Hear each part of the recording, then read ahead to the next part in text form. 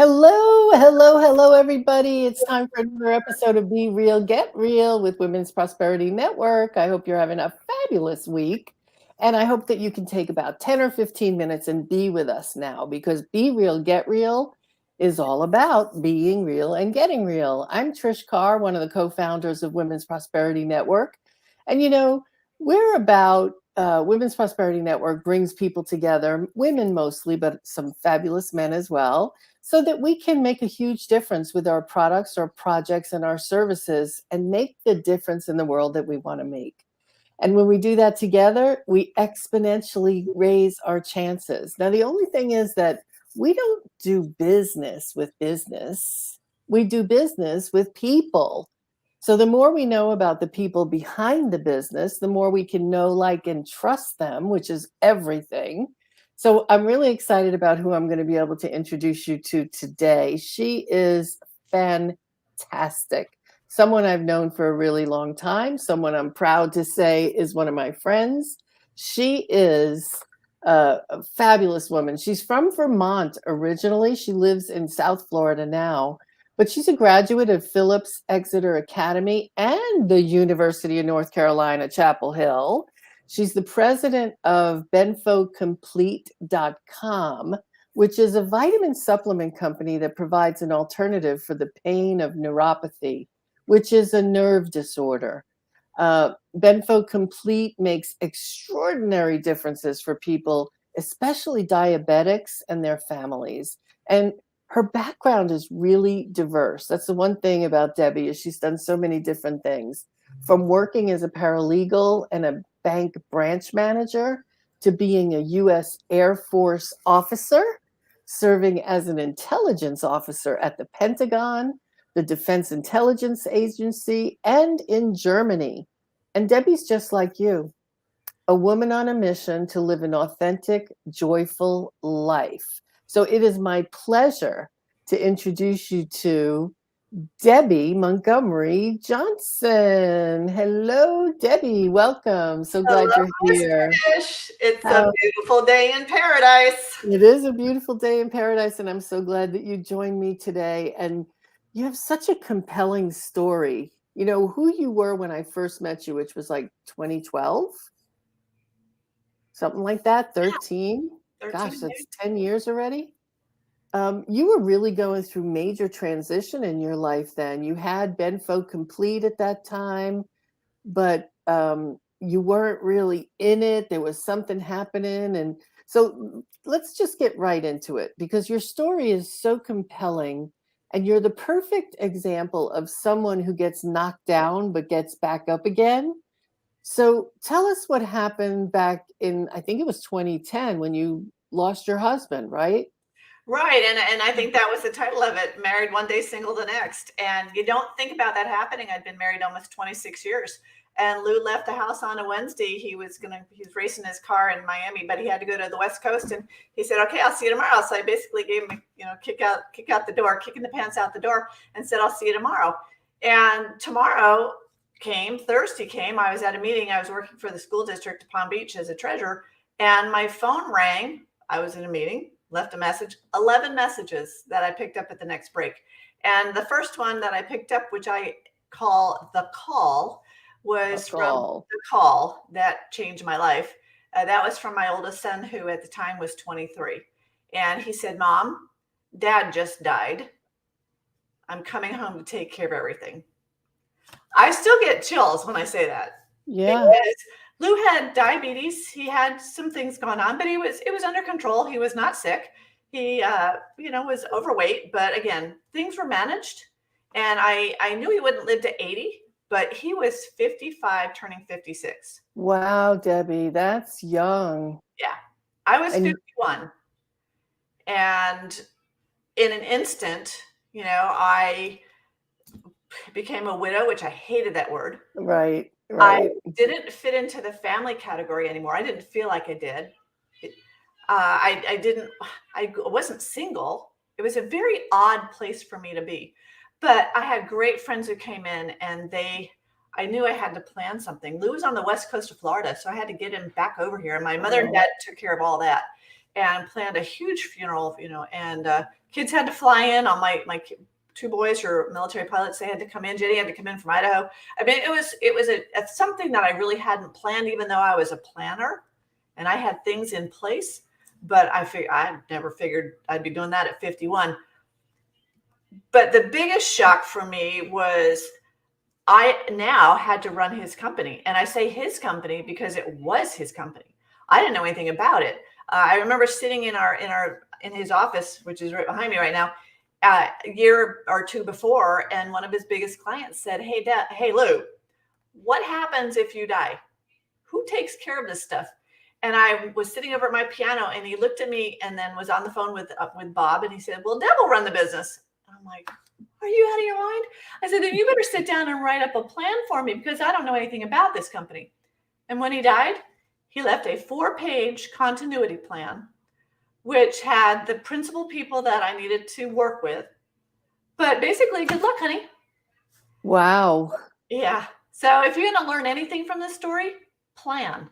Plan on the unexpected. I know Linda Fostek and I have done a lot of stuff on getting ready, but I didn't know where Lou's passwords were. I didn't know all that stuff. I mean, it was just overwhelming. So in addition to the shock of him dying, I knew I had to keep things going because, I had my job at the school district, which really just gave me benefits, medical benefits. His company was bringing in all the money and paying all the bills. And so I really had to scramble. But I did it. How long after so I can see myself, if I were to lose my husband, going into a hole and just not wanting to come out for a while. But it sounds like you didn't have that luxury. You can't do that. You can't go in a hole, because I still had 4 kids and only one of them was home. The youngest was 15 at the time. The others, the boys went back to their military duties. Jenny went back to college. I had Matthew here, but he was in school. So I basically said, school is your job. I kept my job at the school district because, again, that paid the benefits. I did shorten my hours. So I'd go in at 6 and I would leave at 1. Then I went to the YMCA to swim. That was the only place I could get balance. I got my exercise, but I could cry in the pool and no one would know I was crying. That's where I fell apart, in the pool. But it was my, I guess it was the routine of going back and forth in the lanes, that I would do 10 laps of one, 10 laps of something else. And that was my control, which was important because I felt like I didn't have control. At night, this is an interesting thing. If you've been married a long time, to not have someone in the bed with you at night was really lonely for me. From 10, or let's say from midnight until 3 or 4 in the morning, I would cry in bed. I'd get mad at Lou for dying. How do you get mad at Lou for dying? But I just felt like, the plans we had weren't going to come to fruition. I didn't know all the stuff about the company. I didn't have the passwords. It was just very frustrating. And I was sad. I guess I was lonely. I was lonely, but not desperate lonely. Just, you were used to having somebody in the house. And that wasn't happening anymore. So I had to figure out how to get through all that. And it was work. It was I call it busyness. It's not necessarily business. I was busy 20 hours a day. And I had been a little bit heavy when I was young. And so this was the first time that I got really, really thin, thinking, oh, this is great. I got my skinny jeans on. And one of Lou's friends came in and he looked at me and he goes, "Deb, you look terrible." Oh, wow. I was like, and I love this guy. I said, "Are you kidding? What are you doing here?" I got, people gave me a hard time if I was heavy. They gave me a hard time if I was skinny. I'm like, where am I? And he was the one that sat me down and said, "Who are you? Who are you now? You were a mom, you were Lou's wife, your daughter, you had all these roles, but who are you?" And honestly, Trish, I sat there and was like, I don't know. I don't know who I am, because I had been there for everybody my entire life. And now I was still there for everybody, been in a role I had never signed up for. And I'm sure that people who are with us right now and people who are watching can relate to going, who am I? My roles have changed. Empty nesters go through a similar type thing, right? Is Matthew still with you? No. He's 28 now. Yeah, I'm thinking he's gone now. He's living down by you, but he was with me for a few years, and he worried about me being by myself. He didn't want Mhm. to go off to school because mom will be by herself. Well, that's another story because that's when my friends got me into dating, which I wasn't ready for. And they really pushed me into it because 6 months after Lou died, they're like, "You got to do something other than work," because I literally was working 20 hours Mhm. a day, and they Mhm. said, "Get a life." And to them, get a date. Get a date. Get a date. I was like, I hadn't dated since I was 26, since I met Lou. And Right. that was really daunting because all those I'm not enough, pretty enough, skinny enough, smart enough, all those things at 16 just welled up. And that's when they said, well, try the online dating. It's safe. You can stalk them and look at, watch them from home. So I'm thinking, online dating, it's safe. Yeah, well, I asked my mother, her best friend found a husband online.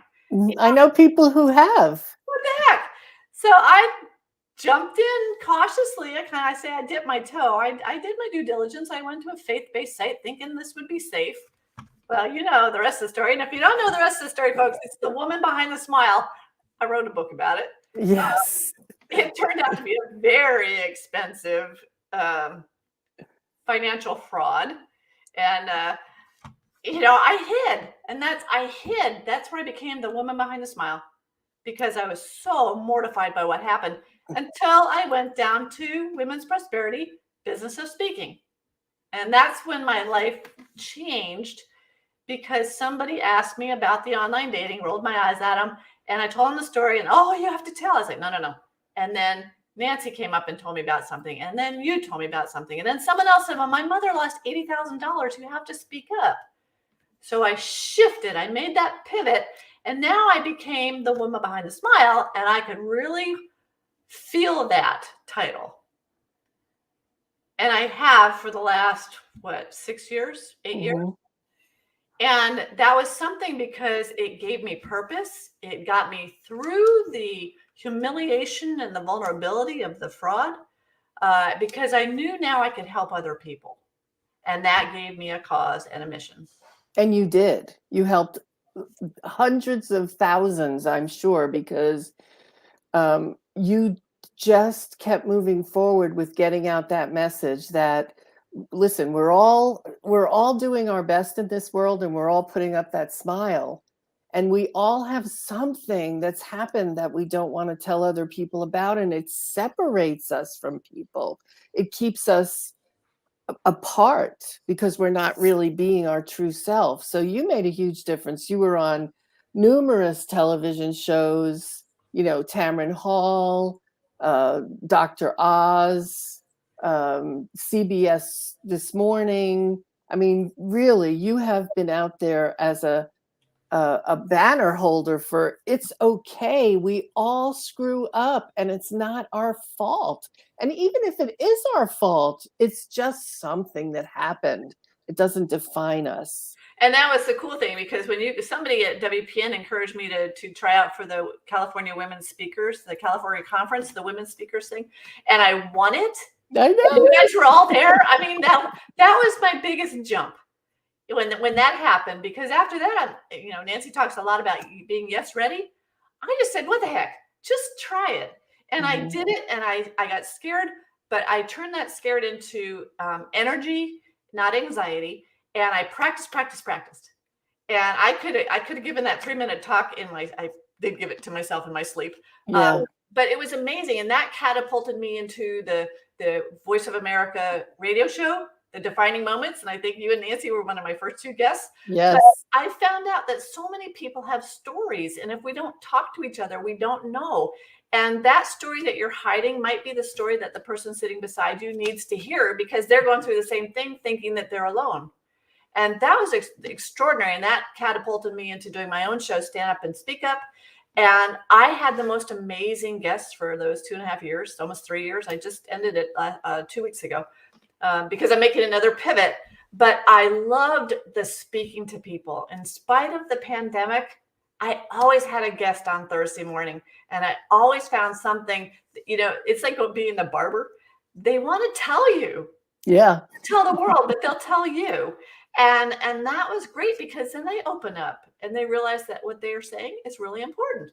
And it was great. So I've had a lot of different roles, and I turned the woman behind the smile into the woman with the smile because it brought me great joy and empowerment. I know that word gets overused, but when I start speaking about those things, I can feel my insides change. I get stronger from the inside out.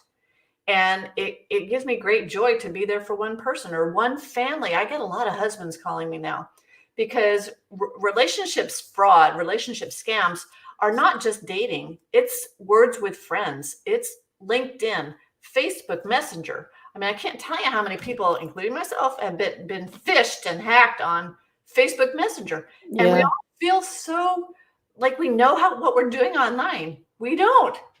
Oh, We no, don't. it's crazy. We're navigating this field and we have no idea what we're doing. Well, and our children, I worry about our children who are thrown online at 5 years old. Yeah. And there's no driver's manual to being online. Mm-mm.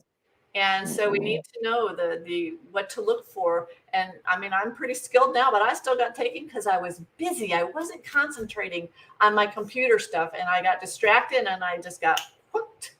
And that irritated me. That triggered the things that happened 10 years ago because I hadn't paid attention. And that's the other thing is you can't blame yourself. Victim blame is horrible, especially if it comes from yourself.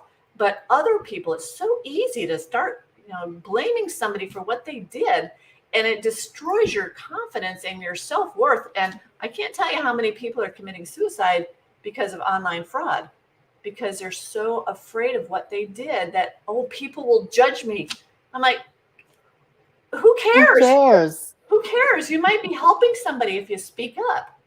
And Yeah. that's what's important. So, Well, and you gave a lot of people the confidence to say, if she can talk about this, if this can happen to a woman who's so accomplished in the banking industry, works for schools, Air Force officer, I mean, 4 children, business running, I mean, everything you've done, you're an accomplished person, and you have had your issues. I'm an accomplished person.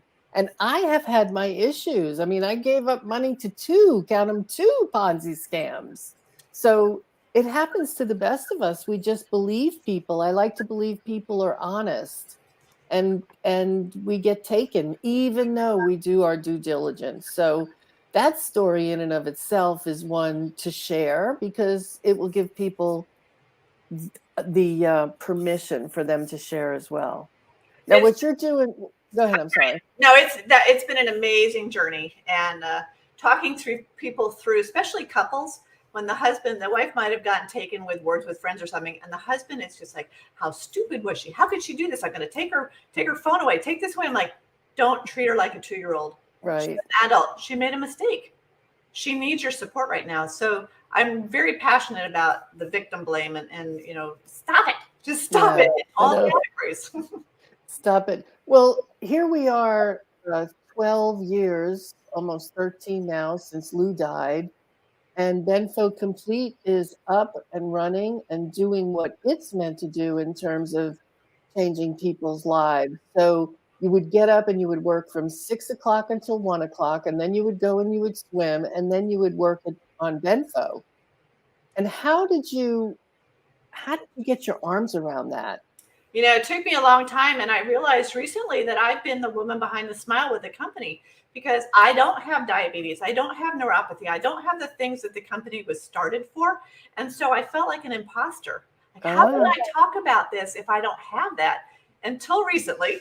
And someone said, Deb, cancer doctors don't have cancer, but they talk about it all the time. And that was kind of like, ding, that light bulb moment. But I realized that I was the spouse of a diabetic. I was the daughter-in-law of a diabetic. I lived with that for 20-something years.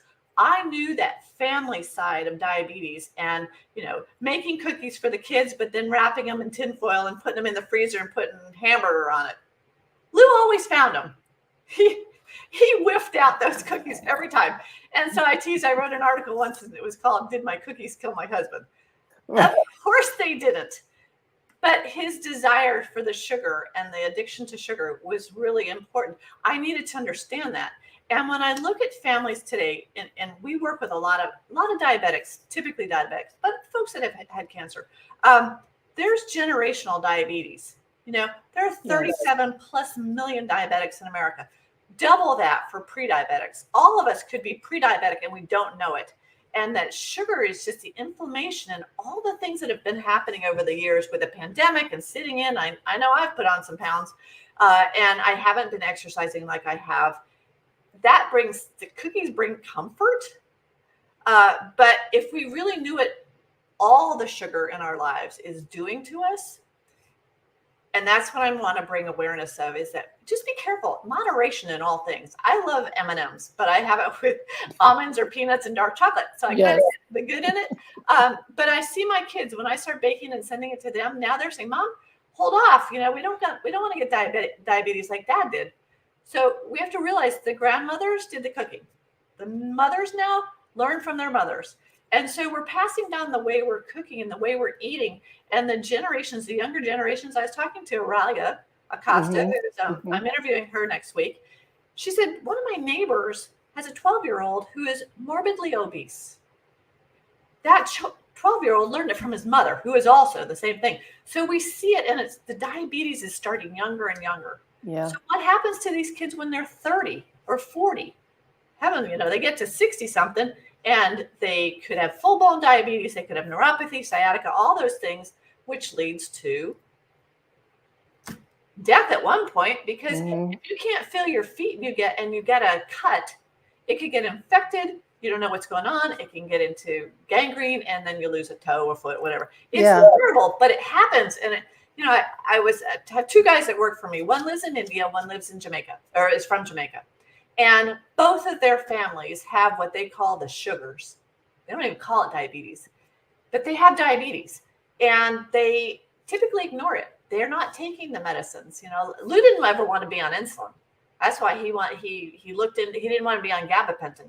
That's how he found benfotiamine, which is a vitamin. It's a vitamin supplement from China and Japan. But the Germans used it for alcoholic neuritis, because alcohol is sugar. It's sugar. And so my folks in Texas who take it get a little upset because they don't get as drunk as they used to. I'm like, I'm really sorry, but I might be saving you. But it's phenomenal. And so that's my mission now, is to talk to the women have the power of the money. Yes. You know, we're buying the food. We're doing all the cooking. We're doing that stuff for the most part. So let's make the women aware. Because if we don't talk about this, and again, it's one of those things where it's the woman behind the smile. No one wants to admit they have something like that. But we do. So many people do. Yeah. And we've got to be careful. Just got to be careful. Yeah. And, you know, even that 12-year-old boy, you know, it's hard for him to be motivated by what's going to happen to you when you're 30 or 40. Exactly. So it's really about figuring out, how is that affecting you now? What's it doing to you now? And work on those symptoms. Right. So add the exercise, add the mind control. And, you know, Matthew is getting into personal fitness and nutrition. I said, you work on the 30-year-olds. You're the one that's, you know, they're exercising and they're doing all these things. It's moderation, you know, and I know folks don't want us to have Diet Cokes, and that was my vice. But now that's given me osteopenia, which is the precursor to osteoporosis. So I'm like, oh, shoot. So now I can't have 6 Diet Cokes. You know, I need to have like more water. So Diet Coke leads to osteoporosis? It pulls the calcium out. Who knew? Not Diet Sprite, but the Diet Colas. And so the more I hear about bone health and bone strength, because when I got that, I had a stress fracture in my foot. I was like, how did this happen? My doctor sent me in for a bone density test. Showed that my bones were getting a little bit thin. My mom had osteoporosis. So I immediately Googled it, right? We do that when we get something like that. And they said, take calcium, take vitamin D, and do some weight-bearing exercises. Yeah. When I looked at it, there was actually a bone coach. I can't remember his name, Kevin Ellis. He started talking about how all these things, some foods will deplete the calcium in your bone. And I saw that Diet Cola was right on the top of it. And I'm like, shoot. That was the one thing that I liked. And all my nutrition friends, they're the first ones to say, get off of that. It's killing you. Yeah. And I'm like, yeah, probably so. So Yeah. now it's in my mind, and I won't go cold turkey, but I won't have as many, because for me it's moderation. Right. Moderation on my Exactly. cookie. When I bake, I eat one cookie. I put the Yeah. rest away. Yeah. That's also discipline. It is, and today I made chocolate chip banana muffins, but I used monk fruit or stevia, Yeah. and it tasted the same. It just didn't rise. So there are things that we can change that maybe will make us live. My parents are 93 and 88, so I've got some good genes, Wow. but I want to be healthy when I'm their age. Yes. And Yes. I want my clients to be healthy. And that's the thing. I can speak about this stuff. I can't speak about diabetes because I didn't live through diabetes, but I've lived with being heavy. I've lived through crash dieting. I've lived through all that food stuff. And so I figured, you know what? This is how I can own my company and own who I am now. Yeah. And be authentic about it because I've lived it. And Benfo is not meant to replace the foods you eat that are good for you. It's simply something that occurs naturally in nature that helps with neuropathy. And neuropathy, my mother had it when they removed her vein in her leg to do her heart surgery. She was not diabetic, but she got neuropathy because of the disruption in her leg, I guess. Yeah. And she was in constant pain. And that benfotiamine, or Benfo as we call it, would be able to eliminate or certainly reduce the pain. And I know that there's laws about what you can say and what you can't say, but I don't own the company, and I know personally how it's helped people in my life.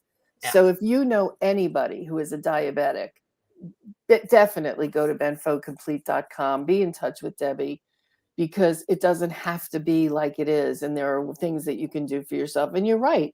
37 million have diabetes, and double that are pre-diabetic and type 2 diabetes. I mean, it's huge, especially in our country. Well, the biggest thing that's just come out, and I was part of the itty bitty WPN experts book.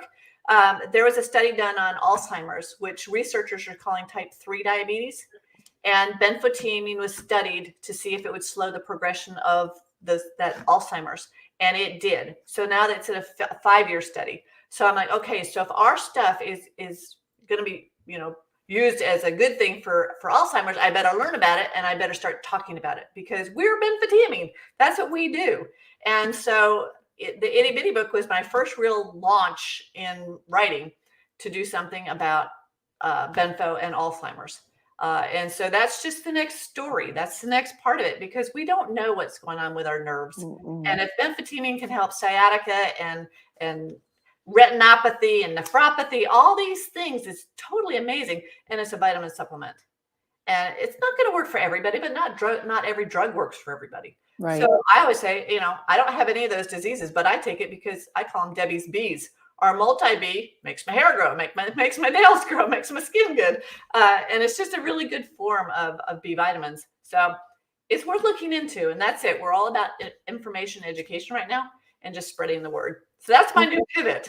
Well, and I'm really thrilled that you kept the company going, as I know all of your customers are, because to be left without would have been tragic for them as well. So you kept Lou's legacy going, you kept your in-laws' legacy going, and here you are making a difference for people in a big way, because there are millions of people who need you. So Debbie, you are amazing. Thank you. Most people don't, just like I said, I'd want to climb in a hole, and I don't know if I would have had the guts and the confidence and the commitment and the determination and the discipline that you have that got you to where you are. So, well, I'm not Mary Poppins. No, I know. Who used to call me that, practically perfect. And I had my moments when I would be watching Hallmark channels, just boohoo crying. And you have to do that. That's reality. You got to get that emotion out. But I didn't want to be a victim to anything. And I think that's probably what has driven me throughout, is that I knew I could do something. I knew I could make a difference, because I've had so many extraordinary jobs and opportunities over the years, that how could I bring them all together? And how can I do what I'm doing? And I'm not there yet. I'm still working. And that's what I love about WPN and the support I'm getting, because my team, I needed more than me. And you guys were great. Is what they say. There's no I in team. And I needed the support of so many beautiful, smart, intelligent women who made goofs, but we're all in it together, and it's really fabulous. So thank you so much, Trish. I really appreciate you guys. Oh, it's my pleasure. And for those of you who would like to know more, just start your free membership at womensprosperityNetwork.com and get it going and learn about this amazing sisterhood of people who come together to make a huge difference in the world, Debby being one of them. Debby Montgomery Johnson, thank you so much for being with us today, for sharing your story, for sharing who you are. I really urge you, if you have any of the symptoms that we've been talking about, go to Benfo Complete and see how it can make a difference for you. Be in touch with Debby. You can always reach her through Benfo Complete. And thank you all for being with us today. We wish you a happy, fabulous rest of your day, and we shall see you again next time on another episode of Be Real, Get Real. Thank you, Debby. Thank you, all of you. Bye-bye. Have a great day.